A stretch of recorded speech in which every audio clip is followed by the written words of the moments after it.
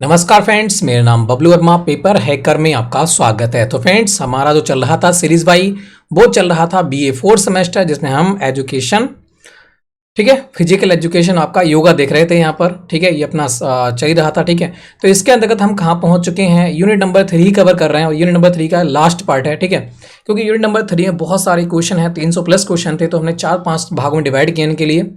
और एक एक क्वेश्चन बहुत इंपॉर्टेंट है, पूरा की पूरा देखा जाए तो 800 क्वेश्चन करीब में आपके बुक में है। ठीक है, जो नोट्स है इसमें 800 क्वेश्चन है और इसमें से 100 क्वेश्चन आपको देखने को मिलने वाले। इसका मतलब प्रत्येक 8 क्वेश्चन में से एक क्वेश्चन देखने को मिलने वाला है, तो कोई ज़्यादा क्वेश्चन भी नहीं हो जाते हैं ना। 100 क्वेश्चन आना है एग्जाम में तो कोई ज़्यादा क्वेश्चन नहीं होते। 800 क्वेश्चन याद करना, क्योंकि जितना ज़्यादा पढ़ोगे उतना ही बेहतर आपको हो जाएगा। अगले भी रिजल्ट आपको यहाँ से ही मिलेगा, क्योंकि जब तक आप यहाँ अच्छा नहीं पढ़ोगे अगले रिजल्ट कंपटीशन में नहीं कर पाओगे। तो आप बेहतर पढ़ें, ज़्यादा से ज़्यादा पढ़ें, ये मेरा मानना है। ठीक है, अब आज बाकी तो आपकी मर्जी है। ठीक है, जैसा आप डिपेंड कर पाते हो अपने माइंड के लिए, मगर मेरा तो मानना यही है कि ज़्यादा से ज़्यादा ही पढ़ना चाहिए, वरना अगले चलकर पछताना ही पड़ता है। ठीक है, चलो तो अब करते हैं स्टार्ट अपने सेशन के लिए। पहला दे रखा है सुमिलित कीजिएगा, तो सुमिलित आपको यहाँ पर करना है, बताइएगा आंसर क्या रहेगा।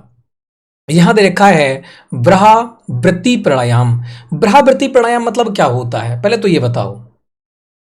ब्रहावृत्ति प्राणायाम मतलब होता है कि बाहर की ओर फेंक देना। क्या कर देना? बाहर की ओर। प्राणायाम मतलब प्राणायाम के अंतर्गत आपको वायु आएगा, वायु। प्राणायाम को आपको सिर्फ वायु समझना है। अब ब्रहावृत्ति मतलब बाहर की ओर वायु को फेंक देना, जिसमें हमने कहा था, हमने प्राणायाम के 3 भाग देखे थे। पूरक देखा था, है ना, और एक हमने उसको रोकने वाला देखा था, बीच में रोकता था, और एक हमने रेचक देखा था। 3 देखे थे हमने, है ना। तो आपको बाहर की ओर फेंकेगा तो क्या होगा? रेचक होगा, रेचक क्रिया होगी। तो यहां पर आंसर क्या हो जाएगा? इस प्राणायाम को रेचक क्रिया के नाम से जाना जाता है, क्योंकि बाहर वायु को फेंका जा रहा है। अगले देखो, यहां पर अगला दे रखा है तुम्हारा अभ्यंतर वृत्ति। अगर आप पहले से पढ़ते आ रहे हो तो सब कुछ आपको याद होगा कि हमने कैसे कैसे याद किया था। चेक करके बाहर निकाल दो वायु के लिए, है ना। इस प्रकार से ट्रिक भी हमने बनाना की याद की थी। अगले देखो, अगले आंसर क्या हो जाएगा। यहां देखा है तुम्हारा कि अभ्यांतर वृत्ति, अभ्यांतर, अभी अंदर, ऐसे आप लो। अभ्यांतर मतलब अभी अंदर की बात हो रही है, अब अंदर की बात होगी अभ्यंतर में। तो अभ्यंतर मतलब अभी अंदर। तो हमने क्या पढ़ा था? पूरक क्रिया। कौन सी? पूरक क्रिया, मतलब अंदर की ओर लेना। इस प्राणायाम में पूरक क्रिया को जाना जाता है। तो मतलब ये अभ्यांतर मतलब अंदर की ओर लेना क्या हो गई? अभ्यांतर मतलब पूरक क्रिया। और ब्रहावृत्ति क्या होगी? बाहर की ओर हो गई। ठीक है, अगर देखो स्तंभ वृत्ति प्राणायाम क्या हो जाएगा? स्तंभ वृत्ति प्राणायाम, स्तंभ वृत्ति प्राणायाम तो नाम में ही छुपा हुआ है, यहां पर स्तंभ वृत्ति प्राणायाम ही लिखा हुआ है पूरा की पूरा। तो इस प्राणायाम को स्तंभ वृत्ति प्राणायाम कहा जाता है। सिंपल लिख रखा है इन्होंने, कोई मतलब नहीं है ना। अगले बात देखो, यहां देखा है भस्त्रिका प्राणायाम। भस्त्रिका प्राणायाम मतलब तेजी से करना, तेजी से अंदर बाहर, अंदर बाहर, अंदर बाहर हवा को करना, इस प्रकार से करना। तो भस्त्री प्राणायाम होगा ये। तो आपको ये हो जाएगा तेज गति से पूरक और रेचक करना, अंदर की ओर फेंकना, बाहर की ओर फेंकना। पहले अंदर की ओर फेंकना, बाहर की ओर फेंकना, अंदर की ओर फेंकना, बाहर की ओर फेंकना। ये क्या हो जाएगा? भस्त्रिका प्राणायाम हो जाएगा। ठीक है, तो आपको यहाँ पर 2, 3, 4 और 1 बिल्कुल सही आंसर हो जाएगा। देखो, हमने ब्रहावृत्ति मतलब बाहर की ओर चेक करके फेंक दिया तो रेचक क्रिया, आंतरिक क्रिया तो अंदर की ओर पूरक क्रिया हो गई। और बात करते हैं स्तंभ वृत्ति प्राणायाम मतलब वहीं पर रुक जाना इसे कहेंगे वैसे तो, मगर सिंपली उन्होंने लिख ही रखा है भस्त्री, तो कोई जरूरी नहीं है। और बात करते हैं भस्त्रिका मतलब भस्त्रिका बहुत तेजी से अंदर बाहर की क्रिया करना। ठीक है, पूरक क्रिया और रेचक क्रिया करना। तो यहां पर आंसर क्या रहेगा? आंसर रहेगा ऑप्शन नंबर बी। अगर पहले से जुड़े होंगे तो आपको बिल्कुल कोई भी प्रॉब्लम नहीं होने वाली इसमें, है ना। अगले बात करते हैं, इसको देखेंगे। यहां देखेंगे सूर्य भेदी प्राणायाम। देखो सूर्य, जब सूर्य निकलेगा तो हम क्या करेंगे? कहां से स्टार्ट करते हैं? बाबा रामदेव कहते हैं कि दाई नाक से स्टार्ट करो। तो सूर्य जब भेदी होंगे तो दाई नाक से करेंगे, तो दाई नासिका से पूरक क्रिया होगी, दाई नासिका से अंदर की ओर लेंगे, ये हो जाएगी सूर्य भेदी प्राणायाम हो गया। ठीक है, देखो हमने कहा प्राणायाम मतलब हवा को लेना, हवा है। प्राणायाम मतलब सिर्फ कुछ नहीं है, हवा है। ठीक है, बस इतना आपको लेकर चलना है, हवा है। अगले देखो, अगले बात करते हैं कि उज्जयी प्राणायाम। उज्जयी मतलब क्या होता है? देखो उज्जयी प्राणायाम मतलब होता है छाती में हवा भर लेना, उज्जयी उठा देना। इसके लिए छाती को उठा लेना मतलब एक प्रकार से इतनी हवा भरना। तो हवा कैसे भर सकती ज्यादा? तो आपको ज्यादा भरेंगे दोनों नाकों से, तो दोनों नासिका से पूरक क्रिया होगी। तो ये उज्ज की ध्यान रखना। उज्जयी प्राणायाम मतलब ऊपर उठ जाना सीने का, हवा भर लेना बहुत ज्यादा सी। ठीक है, अब देखो शीतली प्राणायाम में क्या होता है? इसमें होता है भूख और नासिका की पूरक क्रिया होती है। भूख और नासिका की पूरक क्रिया ये आपको शीतली प्राणायाम में देखने को मिलती है। ठीक है, चलो आगे देखो। भस्त्रिका प्राणायाम अभी हमने देखा था, बहुत तेजी से बात होगी, तो तेज गति से पूरक क्रिया और कौन सी, और आपकी रेचक क्रिया करना, ठीक है, ये भस्त्रिका प्राणायाम हो गया। तो ये हमने देख ही लिए सारे के सारे। तो यहां देखो आंसर क्या रहेगा फिर, पहले का दूसरा, और ये उज्जीव हो गया तुम्हारा, ये अपोजिट हो जाएंगे, मतलब दो दो बन आएगा, 2 और 1, 2 बन तो यहां पर दे रखा है 2 बन, और कौन सा हो जाएगा 3, 2 बन और 3 4 है ना, ये वाला हो जाएगा नीचे वाला, फिर 2 बन और 3 4 आपका यहां पर सही हो जाएगा, ठीक है, हो गया ना। चलो अगले बढ़ते हैं फिर, यहां देखेंगे, सुम्मिलित कीजिएगा, सुम्मिलित करो फटाफट, कौन सा हो जाएगा देखो। तो नाड़ी शोधक प्राणायाम, मतलब नाड़ी को शोध करने की बात कर रहा है ना।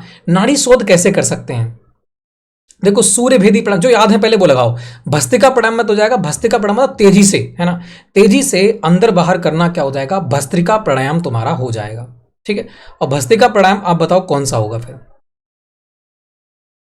तो आपका जो भस्त्रिका प्राणायाम हो जाएगा वो हो जाएगा अनुलोम विलोम करना, है ना, बिल्कुल सही है। भस्त्रिका मतलब पूरक और रेचक, है ना, अंदर बाहर, तो अनुलोम विलोम दोनों के अपोजिट हो गए, तो ये हम लगा देंगे, बिल्कुल सही है।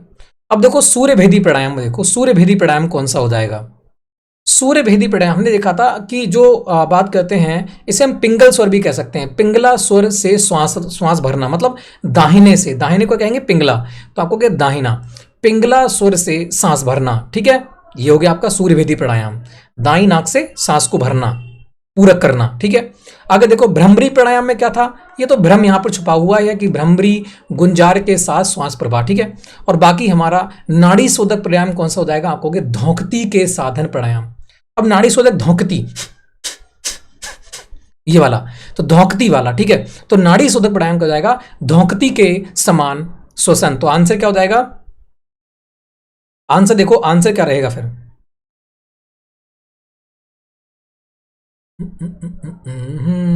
देखो देखो भी आंसर क्या रहेगा, धोंकती के साधन प्राणायाम। यहां पर कुछ गलत लग रहा है मुझे, यहां पर रुको, थोड़ा सा गड़बड़ हो गया, ये फर्स्ट वाला होगा भी धोंकती वाला, तो क्योंकि भाई तो मैं कह रहा हूं, मैं सांस में आगे पीछे कर रहा हूं, तो ये तो भी ज्यादा सांस जाएगी, है ना, जो भस्त्रिका प्राणायाम बन जाएगा तो फिर, तो ये तो भस्त्रिका प्राणायाम होगा। नाड़ी शोधक प्राणायाम ये अनुलोम विलोम होगा, ठीक है, नाड़ी शोधक प्राणायाम जो होगा वो होगा अनुलोम विलोम वाला, क्योंकि भस्त्रिका प्राणायाम तो बहुत तेजी से धोंकेंगे, है ना, इस प्रकार से, तो ये बन जाएगा। वही तो मैं कह रहा था कुछ गड़बड़ लग रहा है मुझे यहाँ पे।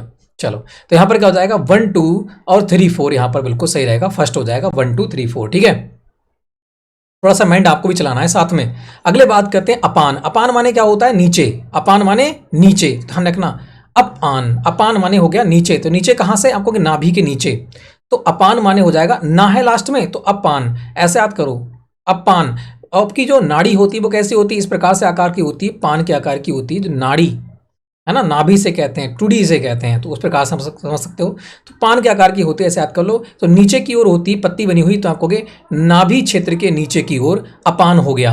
हमने समान बहुत पहले से पढ़ रखा है, समान हमने बहुत पहले से पढ़ रखा है कि जो हृदय और नाभि के बीच का जो समय होता है उसको हम क्या कहते हैं, समान कहते हैं। क्या कहते हैं, हृदय और नाभि के बीच को हम समान कहते हैं। ब्यान किसे कहते हैं, ब्यान मतलब होता है संपूर्ण शरीर, ब्यान व्यय हो जाना, संपूर्ण शरीर में व्यय हो जाना। और उदान मतलब क्या होता है, उदान, उदान दबा देना, दा से देखो दबा देना, गले को दबा देना, ऐसे याद कर लो, उदान दा से गले, दा से गले को दबा देना, दा से दबा देना, तो गले के ऊपर क्षेत्र के नियंत्रक जो हो जाएंगे तुम्हारे वो हो जाएंगे उदान।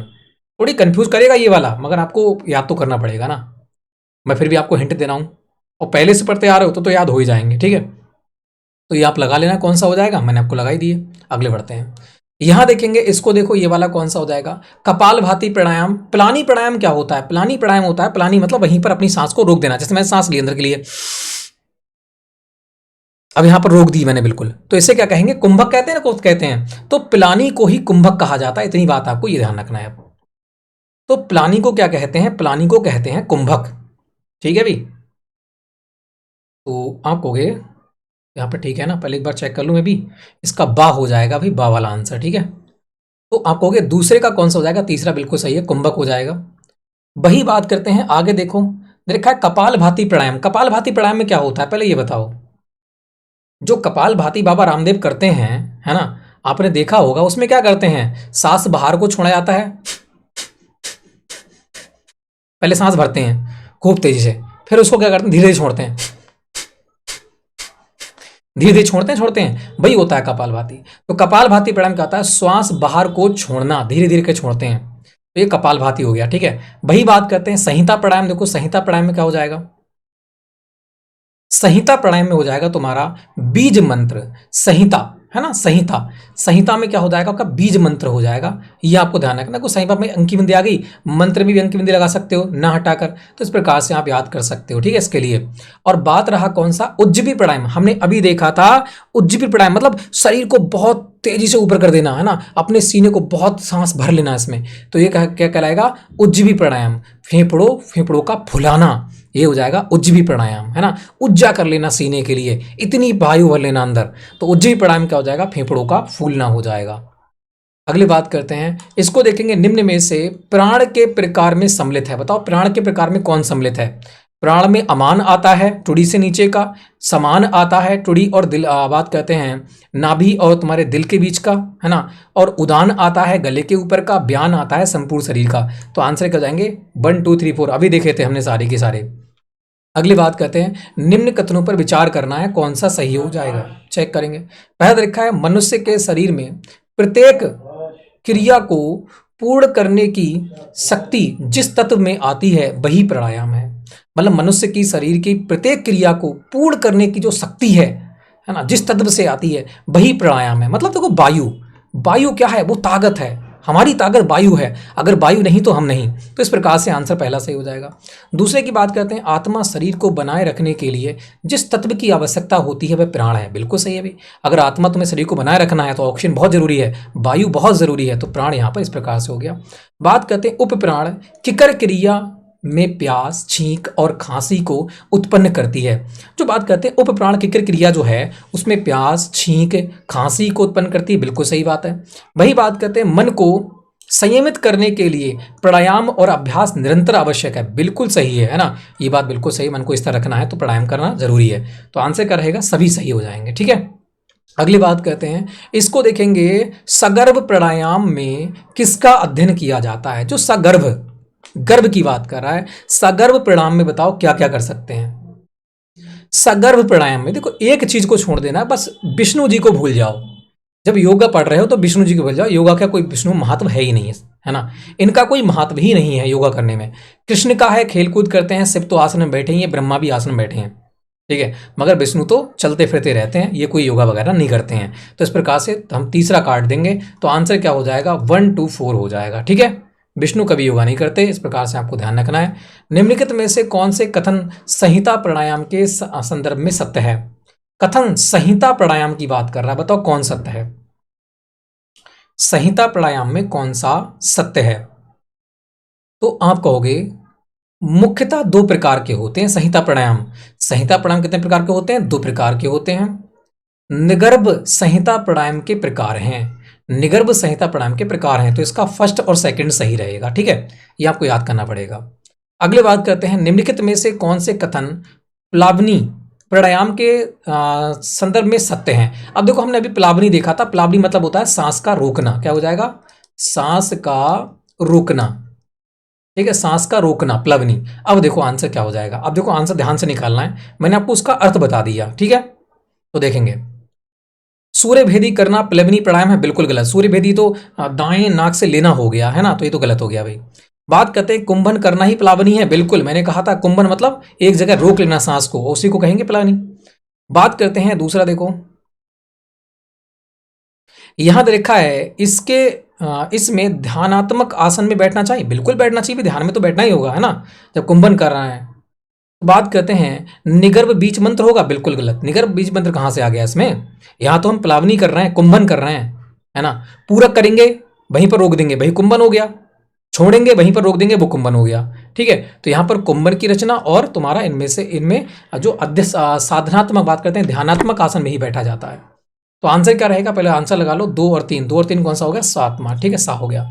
अगले बात करते हैं शीतली प्राणायाम में लाभ निम्नलिखित में से है। शीतली प्राणायाम मतलब शरीर को शीतल करना, तो किसमें लाभ देखने को मिलेगा, बताओ किसमें लाभ देखने को मिलेगा। तो पहले देखेंगे अजीर्ण रोग खत्म करेगा, बिल्कुल करेगा। अजीर्ण रोग जो होता है, जो गुफरा वगैरह होता है, वो सब देख खत्म कर देगा। भावात्मक उत्तेजना जो होती है, जो गर्मी है शरीर के अंदर, वो भी खत्म कर देगा। हृदय रोग उपचार करेगा, हृदय रोग के कैसे कर देगा यार, है ना, हृदय, ये तो शीतला की बात कर रहा है, तो हृदय रोग के उपचार थोड़ी करेगा। पित्त निवारण कर सकता है ना, पित्त निवारण कर सकता है, क्योंकि पित्त क्या होता है, क्षार का बना होता है ना, अम्लीय तो होता है मगर वो होता है थोड़ा सा कसेला होता है, आप समझ सकते हो, है ना, तो इसलिए क्या करेंगे, उसका भी निवारण वो कर देगा। तो 2, 3 और 4 यहाँ पर सही रहेगा। अगले बात करते हैं, यहाँ देखेंगे भस्त्रिका प्राणायाम में किस बात की सावधानी रखनी चाहिए। देखो भस्त्रिका भाई हमने की थी ना, बहुत तेज से सांस लेना, अंदर बाहर करना, तो भस्त्रिका प्राणायाम बताओ कौन सा हो जाएगा फिर। तो आप कहोगे भस्त्रिका प्राणायाम से जो हृदय रोग हैं वो सही हो जाते हैं, और हार्निया सही होती है, कमर दर्द नहीं होगा, इसमें दिक्कत हो जाएगी, और रक्तचाप और तेज हो जाएगा, है ना। तो यहाँ पर आपको हृदय रोग और जो हार्निया है वो आपकी सही हो जाती हैं। अगली बात करते हैं, इसको देखेंगे चंद्रभेदी प्राणायाम में के संदर्भ में कौन सा सत्य है। चंद्रभेदी प्राणायाम की बात कर रहा है, बताओ कौन सा सत्य है। तो आपको शरीर शीतल रहता है, बिल्कुल, चंद्र माने रात की बात है तो बिल्कुल सही रहेगा। बात करते हैं, परानुकंपी तंत्रिका तंत्र प्रभावित होता है, बिल्कुल होता है। पित्ताशय स्तावित कम होता है, बिल्कुल होता है, शीत की बात है। तो बात करते हैं, सीने में जलन दूर होती है, बिल्कुल शीत की बात है, तो आंसर क्या हो जाएंगे, सभी हो जाएंगे, ठीक है। अगले बात करते हैं, यहां देखा है हठ योग की पूर्वापेक्षा में शामिल है। हठ योग मतलब वही बात कर रहा है वो, है ना, मतलब पेट में डरारे काटते हैं उसकी बात कर रहा है। हठ योग में पूर्वापेक्षा में क्या शामिल है बताओ। हठ योग में आपको क्या शामिल मिलेगा।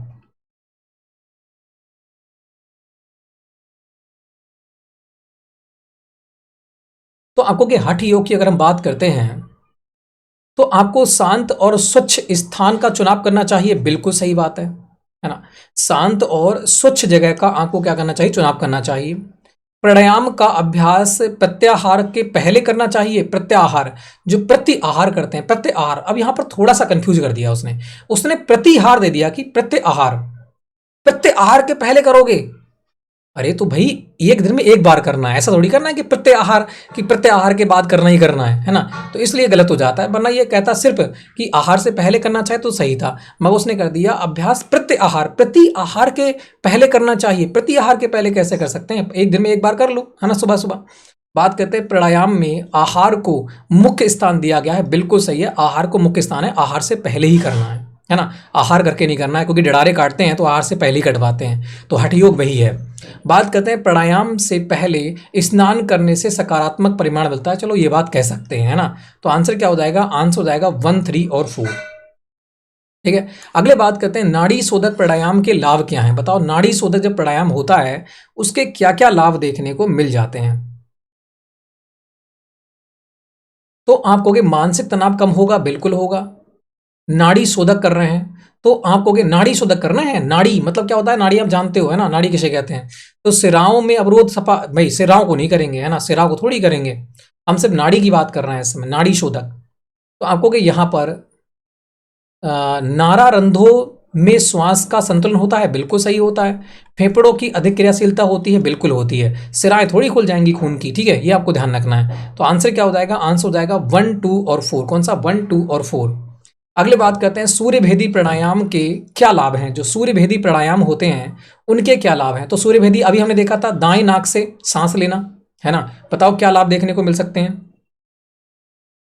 तो आप कहोगे परानुकंपी तंत्रिका का क्रियाशील होना, बिल्कुल सही, नाक से लेंगे सांस तो थोड़ी बहुत तो कंपन होगा ही होगा, तो बिल्कुल सही बात है। शरीर में कफ संतुलन, बिल्कुल सही है, एक तुम्हारा कपाल भारती वो भी कफ को दूर करता है, और सूर्य भेदी है ये भी कफ को दूर करेगा, क्योंकि गर्म सूर्य की बात कर रहा है, सूर्य मतलब गर्म, गर्म लेना अंदर वायु, तो यहाँ पर क्या हो रही है आपको कि शरीर के कफ को संतुलन करेगा, बिल्कुल करेगा। पाचन तंत्र को सुदृढ़ करेगा, बिल्कुल करेगा। दमा के लिए बहुत उपयोगी होगा, बिल्कुल होगा। तो आंसर क्या हो जाएगा, उपयुक्त सभी, ठीक है। अगली बात करते हैं कि शीतकारी प्राणायाम के क्या लाभ हैं, ठीक है भाई, अगले देखेंगे। तो शीतकारी प्राणायाम के बताओ कौन कौन से लाभ हैं, ठीक है, बहुत अच्छा क्वेश्चन है, बताओ भाई। तो आपको इसका आपका हो जाएगा, मन शांत रहेगा, भाई शीत है तो मन शांत रहेगा ही। तापमान को नियंत्रण करेगा, बिल्कुल करेगा। प्लीहा को आराम भी करेगा भी, है ना। रक्तचाप में आराम करेगा, भाई रक्तचाप में आराम नहीं करेगा, है ना, रक्तचाप अलग है, और यहाँ शीतलन की बात कर रहा है, ठीक है। तो यहां पर क्या हो जाएगा, फर्स्ट, सेकंड और थर्ड यहां पर सही रहेगा। अगले बात कर लेते हैं नेक्स्ट क्वेश्चन की। यहां देखा है, हठ प्रदीपिका के अनुसार किसको निष्पादित कर व्यक्ति भूख और प्यास आदि से पीड़ित नहीं होता है, ऐसा कौन से हैं।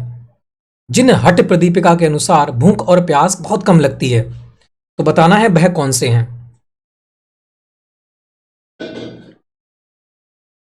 तो आप कहोगे शीतकारिता प्राणायाम और शीतली प्राणायाम और विपरीत करड़ी प्राणायाम, मगर खेचड़ी मुद्रा नहीं होगी, है ना। खेचड़ी मुद्रा, मुद्रा कहाँ से आ गई आई, तो आपको कि विपरीत आटली प्राणायाम हो जाएगा, चलो हो जाएगा, ठीक है, ये भी हो जाएगा, ये भी हो जाएगा, ये हो जाएगा, मगर खेचड़ी मुद्रा नहीं होगी। तो आंसर क्या हो जाएगा, आंसर हो जाएगा फर्स्ट, सेकंड और फोर्थ, ठीक है। अगली बात करते हैं, कपाल भाती सामान्य रूप से किन व्याधियों में किया जाता है। कपाल भाती आपको पता है, जो हम वो अंदर के लिए सांस लेते हैं फिर धीरे धीरे छोड़ते हैं, है ना, तो वही होता है कपाल भाती, आप जानते हो, बाबा रामदेव बहुत करते हैं। तो बताएंगे आंसर क्या रहेगा। निम्न रक्तचाप होता है, बिल्कुल गलत। हॉर्निया दूर होती है, बिल्कुल गलत। उच्च रक्तचाप होता है, निषिद्ध होता है। और तुम्हारा क्या होता है, मोटापा हो, मोटापा कम होता है। उच्च रक्तचाप जो होता है वो भी कम हो जाता है कपाल भारती से, ठीक है। निम्न रक्तचाप थोड़ी कम करना है हमें, है ना, बढ़ाना थोड़ी है, तो थोड़ी बढ़ जाएगा, ठीक है, क्योंकि हम तो सिर्फ सांस को कर रहे हैं, उसको उच्च रक्तचाप कम कर रहे हैं, ठीक है। तो उच्च रक्तचाप और मोटापा को दूर करता है। तो आंसर क्या हो जाएगा, आंसर हो जाएगा दूसरा। और ये गड़बड़ हो रहा है क्या, 1 मिनट रुकना। दूसरा और तीसरा होगा भाई, मोटापा नहीं करेगा, मोटापा नहीं करेगा, ठीक है, मोटापा नहीं करेगा, ये करेगा आपका कौन सा, हार्निया।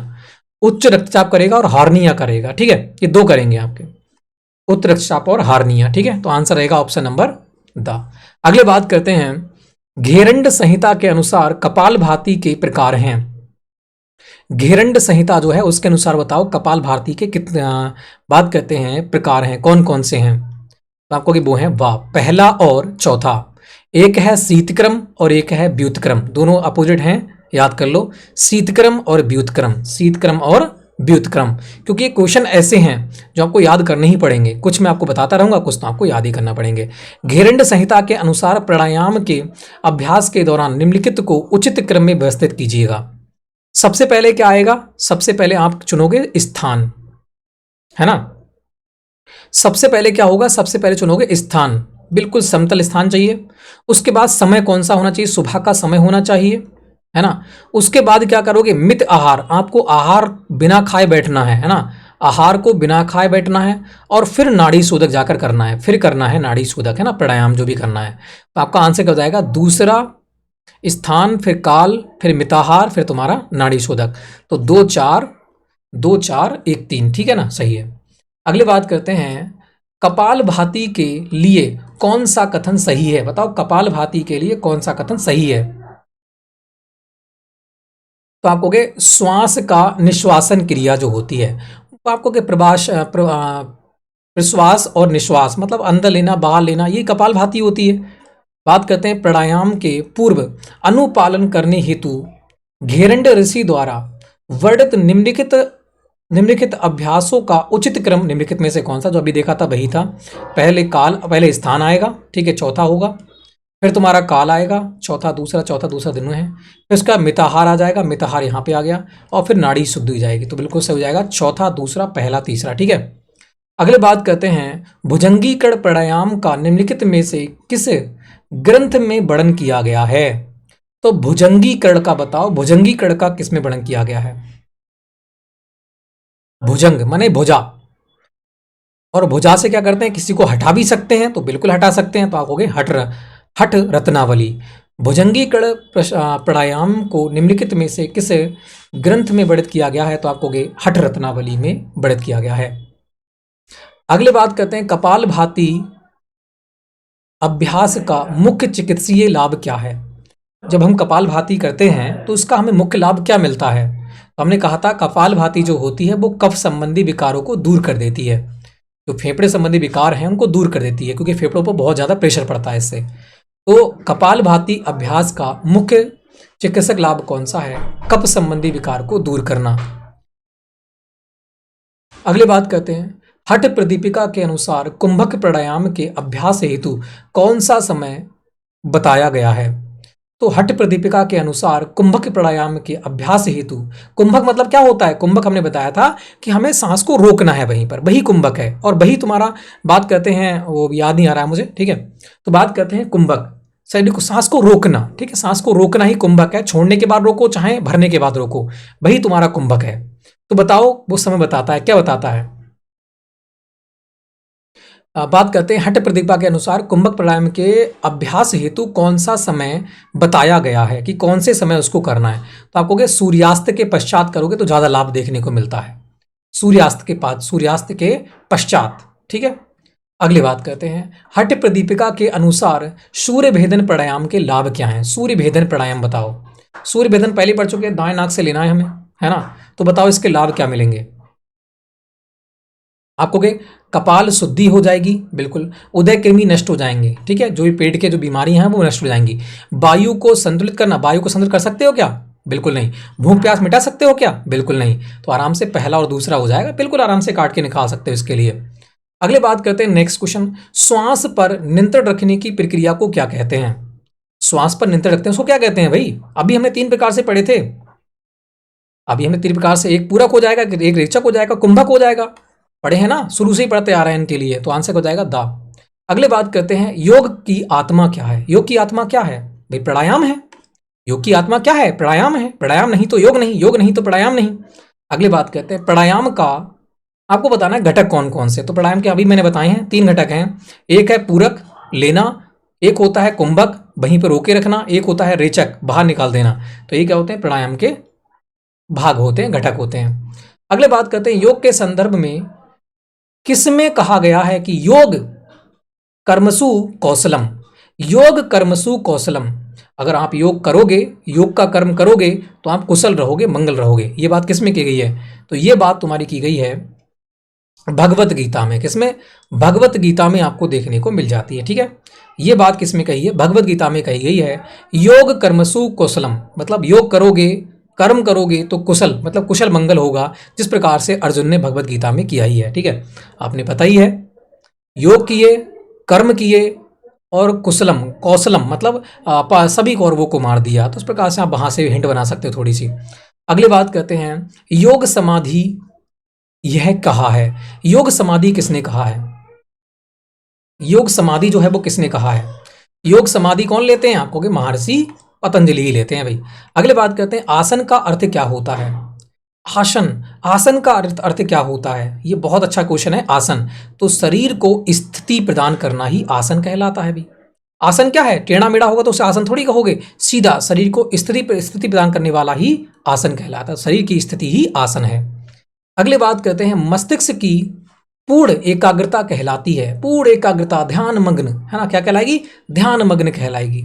अगले बात करते हैं अष्टांग योग का प्रथम अंग क्या कहलाता है। प्रथम अंग यंग है, दूसरा नियम है, चौथा प्राणायाम है, आसन तुम्हारा तीसरा हो गया। ठीक है, अगले बात कर लेते हैं, इसको देखेंगे चित्त की वृत्तियां हैं। बताओ चित्त की वृत्तियां कौन सी हैं? प्राणायाम भी है, विपर्याय भी है, विकल्प भी है। तो आंसर सभी हो जाएंगे चित्त की विकृतियां। योग सूत्र के नियम कितने हैं? वेरी इंपॉर्टेंट क्वेश्चन है भाई। योग सूत्र के बताओ नियम कितने हैं? योग सूत्र के 5 नियम है, इसको ध्यान रखना है आपको। योग सूत्र के कितने हैं? 5 नियम है, 5 इंद्रियां हैं। ठीक है, चलो अगले बात करते हैं नेक्स्ट क्वेश्चन। यहां देखेंगे किस किस अभ्यास का महारथ से कोई पानी के ऊपर कमल के पत्ते समान तैर सकता है। अब ये सोचो, थोड़ा सा सोचो, क्वेश्चन सही हो जाएगा। थोड़ा सा आप सोचोगे तो क्वेश्चन सही हो जाएगा। यहां पर बताओ, ये हो जाएगा प्लानी। कौन सा? प्लाबिनी मतलब कुंभक। जब आप सांस अंदर ले लो, सांस अंदर लो और उसको रोक लो और पानी में कूद जाना तो तैरते रहोगे। तो वही बात कर रहा है कि ऊपर कमल के पत्ते के समान पानी पर तैर सकता है। तो कौन तैर सकता है? वो प्लाबिनी करने वाला, कुंभक करने वाला तैर सकता है। प्लानी करने वाला, कुंभक तैरने वाला, क्योंकि हवा भर ली अंदर पेट में। जब पेट में हवा भरेगी बहुत सारी तो हम पानी पे कूद जाएंगे, तैरते रहेंगे नहीं रहेंगे। तो वही बात यहाँ पर की गई है। तो ये प्लानी हो जाएगा, प्लाबिनी। ठीक है, अगले बात करते हैं सर्वांग योग दर्शन किसने दिया? सर्वांग योग दर्शन, सर्वांग सभी में विद्यमान। तो सभी में विद्यमान कौन है? तो आपको कि अरविंद, सूर्य सभी में विद्यमान है। तो आपको यहाँ पर सर्वांग योग दर्शन किसने दिया था? सूर्य ने दिया था। हिंट करके मैं आपको याद भी कराते चल रहा हूँ साथ में। अगले बात करते हैं ब्रह्मा कुमारी का राजयोग किस आधुनिक योग स्कूल के अंतर्गत आता है? अब वो है मेडिटेशनल योग। कौन सा है? मेडिटेशनल योग। तो आपको ध्यान रखना है ब्रहा कुमारी माँ है तो आप माँ से याद कर लो। मेडिटेशन योग आराम से याद हो जाएगा। ठीक है, अगले बात करते हैं श्री अरविंद का अंतर्राष्ट्रीय शिक्षा केंद्र कहाँ है? बताओ अभी, श्री अरविंद का अंतर्राष्ट्रीय शिक्षा केंद्र, बंद करो किवाड़ों को, तो किवाड़े कैसे बनाएंगे? चेर के, तो पांडिचेरी, ऐसे इसको याद कर लेंगे।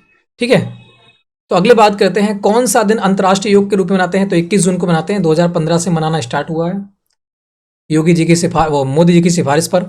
अगले बात करते हैं योग सूत्र की रचना किसने की है? योग सूत्र किसने दिया है? योग सूत्र जो है वो भाई किसने दिया है? तो आपको कि पतंजलि ने दिया है। बात करते हैं इनमें से कौन शिवानंदी के 5 योग सिद्धांतों में से एक है? बताओ, शिवानंदी के जो 5 योग सिद्धांत हैं उनमें से एक है, वो कौन है? मेन पॉइंट्स देखो, मेन पॉइंट्स कौन सा है? मेन पॉइंट्स देखो, मेन पॉइंट्स योग का क्या है? आपको कि श्वसन है तो श्वासन हो जाएगा। अगली बात करते हैं भोजन करने के बाद योग का अभ्यास करने के लिए कितना समय इंतजार करना चाहिए? कहते हैं ना 2 घंटे करो भाई, 2 घंटे बैठो उसके बाद योगा करो, फिर खाना खाने के बाद में। तो अगले बात करते हैं प्रत्येक योग शिक्षक की अभ्यास सत्र शुरू करना चाहिए, अभ्यास सत्र शुरू कर देना चाहिए आसन के साथ ही। जैसे आसन पे बैठो अभ्यास सूत्र स्टार्ट हो जाना चाहिए, ऐसे नहीं कि बैठे पड़े हैं और इन जो पैर हैं वो लकड़े आ रहे हैं, है ना, तो वो भी नुकसानदायक है फिर। तो प्रत्येक योग शिक्षक को अभ्यास सूत्र शुरू करना चाहिए आसन के साथ में ही। ठीक है, अगले बात करते हैं पूर्वजों द्वारा योग को पढ़ाने का उद्देश्य क्या था? तो ये था मन को शांति स्थापित करना। किसमें? मन की शांति के लिए योग वगैरह करवाए जाते थे।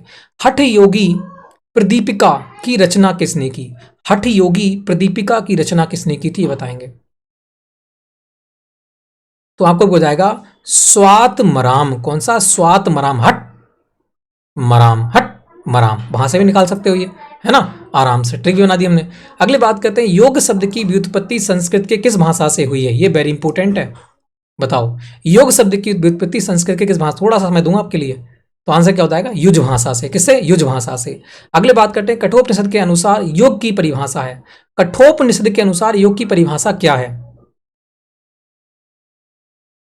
तो आप कहोगे ज्ञानेंद्रियों मन और बुद्धि का नियंत्रण। कौन सा? ज्ञानेंद्रियों मन और बुद्धि का नियंत्रण। भाई ज्ञानेंद्रियों को नियंत्रण करना है, मन को भी नियंत्रण करना है, बुद्धि को नियंत्रण करना है, कितनी कठोर बात है ना, आराम से याद हो गया। अगली बात करते हैं पतंजलि के अनुसार दुखों को खत्म करने का समाधान क्या है? पतंजलि के अनुसार दुखों को खत्म करना है तो विवेक ख्याति प्राप्त करनी पड़ेगी। क्या करना पड़ेगी? विवेक ख्याति आपको योगा में प्राप्त करनी पड़ेगी। तो विवेक ख्याति यहां पर बिल्कुल सही आंसर हो जाएगा। अगले बात करते हैं इनमें से कौन क्षेत्रज्ञ को प्रदर्शित करता है? कौन सा क्षेत्र है जो क्षेत्रज्ञ को प्रदर्शित करता है? तो आप थोड़े माइंड से जाएं तभी क्वेश्चन सही होगा। तो आपको कि प्रकृति और मनुष्य के बारे में ये दर्शाएगा योग। प्रकृति और मनुष्य के बारे में ही क्षेत्र है, ये ध्यान रखना, कभी कंफ्यूज मत होना इधर उधर। प्रकृति और मनुष्य की बात ही होगी योग के अंतर्गत, और किसी की बात नहीं होगी। अगले बात करते हैं, नेक्स्ट क्वेश्चन है तुम्हारा कि पतंजलि योग सूत्र में कितने अध्याय हैं? बताओ अध्याय कितने हैं? अध्याय हैं 4। ये वेरी इंपॉर्टेंट क्वेश्चन है, याद करो इसके लिए। अगले बात करते हैं योग दर्शन पर बुनियादी पुस्तक कौन सी है?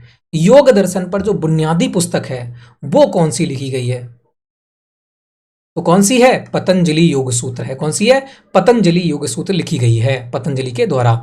अगले बात करते हैं वेद के 6 तकनीकी विषयों को कहा जाता है। तो आपको पता है जो वेद हैं, वेदों को फिर दो भाग और बढ़ाए गए थे वेदों को अच्छे प्रकार से ज्ञान हासिल करने के लिए। तो वो थे वेदांग। वेदांगों की संख्या कितनी होती है? 6 होती है, वही दर्शाया गया यहाँ पर, आपने ये हिस्ट्री में पढ़ा होगा। अगले बात करते हैं योगा कर्मसु कौशलम। भगवत गीता में लिख रखा है, वही है योगा कर्मसु कौशलम, भगवत गीता में लिख रखा है ये बात। ठीक है, अगली बात करते हैं पतंजलि योग सूत्र में योग की परिभाषा क्या है? पतंजलि योग सूत्र की बात करेंगे तो योग की परिभाषा क्या है? पतंजलि जो हैं वो योग के अंतर्गत बात करते हैं जो हमारे दोष वगैरह हैं उनका निरोध करना चाहते हैं। निरोध मतलब हमारे यहाँ से जो शरीर से जो दोष हैं उनको निकालना चाहते हैं। तो आपको के वो है योग चित्त वृत्ति निरोध। कौन सा है? योग चित्त वृत्ति निरोध। ठीक है, इस प्रकार से मतलब दुखों को दूर करना, चिंता को दूर करना, ये हो जाएगा तुम्हारा पतंजलि के अनुसार। अगले बात करते हैं प्राण का प्राथमिक कार्य क्या है? प्राण वायु का बताओ प्राथमिक कार्य क्या होता है? जब कभी प्राण आए तो तुम वायु की ओर जाओ, तो आपको क्या श्वसन हो जाएगा। प्राथमिक कार्य क्या होता है, श्वसन ही करना होता है हमारे शरीर के अंतर्गत। अगले बात करते हैं फिर नेक्स्ट क्वेश्चन की। नेक्स्ट क्वेश्चन की बात करते हैं, महर्षि पतंजलि के अनुसार निम्नलिखित में से कौन सा विकल्प क्लेश नहीं है, बताओ क्लेश कौन सा नहीं है। तो आप कहोगे अविद्या, राग, द्वेष, मगर जो आपकी अभ्यास है वो कोई क्लेश नहीं है, वो एक प्रकार से हमारी क्रिया है ना। तो आपको यहाँ पर अभ्यास। अगले बात करते हैं, पतंजलि योग सूत्र में वृत्ति का शाब्दिक अर्थ क्या होता है, वेरी वेरी इंपॉर्टेंट, बताओ। वृत्ति का शाब्दिक अर्थ क्या है, मन की संतुलित अवस्था, मन की जो संतुलित अवस्था को देना, यही वृत्ति कहलाएगा। पतंजलि के अनुसार वृत्ति का शाब्दिक अर्थ क्या होता है, मन की संतुलित अवस्था। ठीक है, आराम से याद कर लिया तो आपने, ये तो याद ही हो जाएगा, सिंपली है। बात करते हैं चित्त प्रसादनम उल्लेख करता है, जो चित्त प्रसादनम है वो क्या उल्लेख करता है, ये बताना है। चित्त जो अपना चित्त है ना, चित्त जानते हो किसे कहते हैं, मतलब भाव, चित्त। तो ये एक स्वस्थ मन की ओर करता है, किसको, एक स्वस्थ मन की ओर करता है चित्त प्रसादनम। स्वस्थ मन ही तो होगा, तभी तो होगा चित्त हमारा, तो ध्यान रखना। संस्कृत में बंध का शाब्दिक अर्थ क्या होता है, संस्कृत में बंध का शाब्दिक अर्थ क्या होता है, बंद करना होता है। बंध का शाब्दिक अर्थ क्या होता है, बंद करना होता है। पंचकोश का सिद्धांत उत्पन्न हुआ है, जो पंचकोश का सिद्धांत है वो किसमें उत्पन्न हुआ है, ये वेरी इंपॉर्टेंट क्वेश्चन है। पंचकोश का, ये पांच जो है, जो पांच है, इसको उल्टा कर दोगे आप तो ऐसा बन जाएगा, ये कुछ ऐसा बनेगा, ये पा, तो आपको क्या हो जाएगा, तैत्तिरीय उपनिषद। कौन सा, तैत्तिरीय उपनिषद। पंचकोश का सिद्धांत उत्पन्न हुआ है तैत्तिरीय उपनिषद में, ठीक है, वरना याद नहीं रहेगा। अगली बात करते हैं, भोजन एवं योगाभ्यास के बीच न्यूनतम कितना समय होना चाहिए, हमने पीछे देख के आए हैं, अभी 2 घंटा होना चाहिए, ये बहुत इंपॉर्टेंट है। अभी पतंजलि के अनुसार 5 प्रकार के यम बताओ कौन कौन से हैं, वेरी इंपॉर्टेंट है। 5 प्रकार के यम बताओ कौन से हैं, और ये पहला ही है, अष्टांग में से पहला ही है यम ये, ठीक है। तो यम बताओ, यम को कितने भागों में, कितने भाग हैं, 5 प्रकार कौन कौन से यम के। तो आपको के सबसे पहले है अहिंसा, मतलब लड़ाई झगड़ा नहीं करना है। दूसरा सत्य बोलना है। तीसरा अस्त्य, और चौथा ब्रह्मचार्य, ब्रह्मचार्य को अपनाना है ना। और बात करते हैं अपरिग्रह, धन का संचय नहीं करना है, ठीक है। तो ये बात कही गई है पतंजलि के अनुसार 5 प्रकार यम है। अहिंसा, लड़ाई झगड़ा नहीं करना है, सत्य बोलना है, असत्य करना है, और आदमी अस्त्य मतलब जीवन व्यतीत करना है। बात करते हैं ब्रह्मचार्य की तरह रहना है, और बात करते हैं परिग्रह, धन का संचय नहीं करना है। तो ये बात कही है पतंजलि के 5 प्रकार के यम के अंतर्गत। अगले बात करते हैं, अष्टांग मार्ग किस दर्शन का घोतक है। तो अष्टांग मार्ग आपने देखा होगा बौद्ध धर्म के घोतक है अष्टांग मार्ग, और ये भी, ये पंच जो सिद्धांत हैं पतंजलि के अनुसार, ये भी बौद्ध ने ही दिए थे पहले, ठीक है। अगले बात करते हैं, निम्नलिखित में से कौन सा कथन चतुष्य का भाग नहीं है, बताओ चतुष्य का भाग कौन सा नहीं है। चतुष्य का भाग कौन सा नहीं है, आपको क्या, ध्यान। ध्यान जो है वो चतुष्य का भाग नहीं है, बाकी सब चतुष्य के भाग हैं। अगले बात करते हैं, योग के अनुसार राग क्या है, राग। योग के अनुसार राग क्या है, आपको अगर राग क्लेश है, राग प्रेम है, राग आस्तिक है, तो ये सारे के सारे क्या है, राग ही तो हैं। हम बोल रहे हैं राग ही तो हैं, तो यहाँ पर आंसर क्या हो जाएगा, ये अपना हो जाता है खत्म। तो आज की जो यूनिट थी वो खत्म हो जाएगी, कल हमारी यूनिट नंबर 4 स्टार्ट होगी, ठीक है। क्योंकि हमें जब सीरीज वाई लेके चल ही रहे हैं तो हमें खत्म ही करना है पूरा की पूरा, बीच में रोक नहीं सकते। तो हम क्या करेंगे, पूरा की पूरा खत्म करेंगे। 2024 के लिए बहुत लाभकारी होगा ये, तो आप अभी से पढ़ना स्टार्ट करें इनके लिए, जो कि एग्जाम में आप बेहतर प्रकार से रिजल्ट कर सकें। प्रत्येक दिन 1 घंटा निकालें, एक वीडियो पढ़ें, तो आराम से बेहतर रिजल्ट देखने को मिलेगा एग्जाम में, ठीक है। तो वीडियो अच्छी लगी, वीडियो को लाइक करना, शेयर करना, चैनल को कर देना सब्सक्राइब, बेल आइकन को प्रेस करना। नेक्स्ट वीडियो में जल्दी मिलेंगे, तब तक के लिए जय हिंद, जय भारत।